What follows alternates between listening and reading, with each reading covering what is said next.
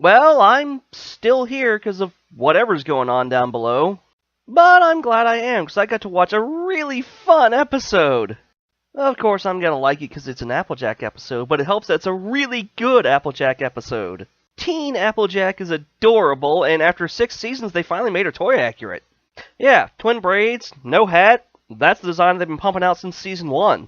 So now it all retroactively works. Well, except younger Applejack had thinner legs, which I do think was a great touch. And of course, Motor Mouth Big Mac, who would have seen that coming?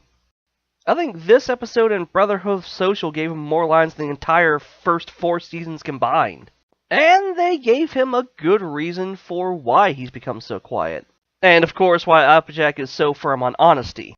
Of course, we still don't know what happened to their parents. Yeah, the entire family didn't end up in the hospital, did they?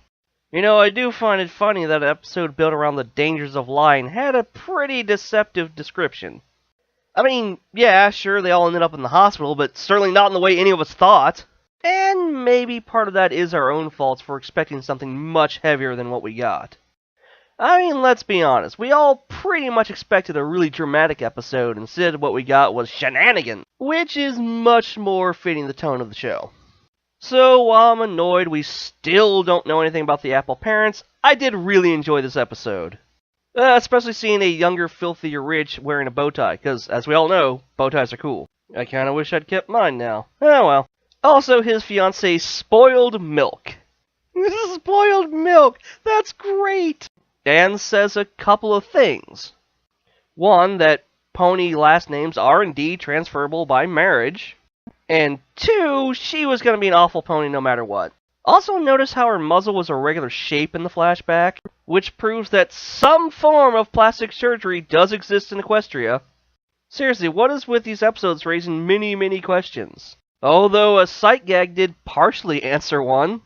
Yeah, who spotted Ditzy with her eyes bandaged up in one of the scenes? I did, and I gave that oh no kind of laugh. Because while kind of a cute gag, it also raises some unfortunate implications. Like, just what really happened to put her in this state? Although she didn't seem too bothered by it, so I guess that's good. Also, a quick cameo of Screwloose in the hospital was good too. Oh, and 80s Cherry Lee in the background. Have I mentioned before how much I love the background gags in the show? You know, the problem with the Shenanigans episode is I'm not really sure what to say about them. Really, you just have to watch to get all the really good gags. But this was also a good character building episode, so I think we did need to see it.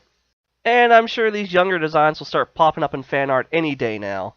And I hope they use them again in another flashback episode, so, like, maybe we can find out how Applejack got her hat. Or, you know, they finally bite the bullet and tell us what happened to their parents. But those aside, it's a really fun episode, and I highly recommend it. Oh, and yes, I'm going to be reviewing the episodes as they air in the US instead of the UK. Just too much going on here to try to keep up with all that. Anyway, I'm BB, and come back for more of my pony thoughts.